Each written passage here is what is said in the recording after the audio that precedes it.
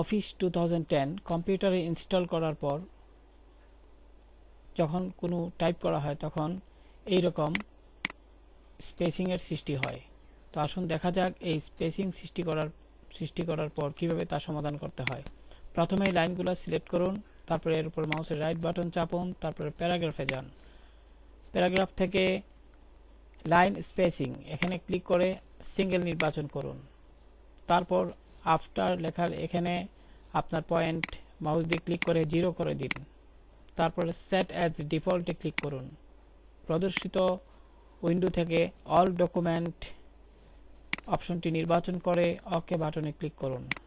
দেখুন সবগুলো লাইন এখন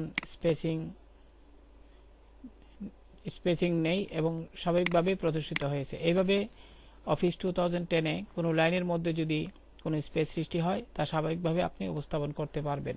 ধন্যবাদ।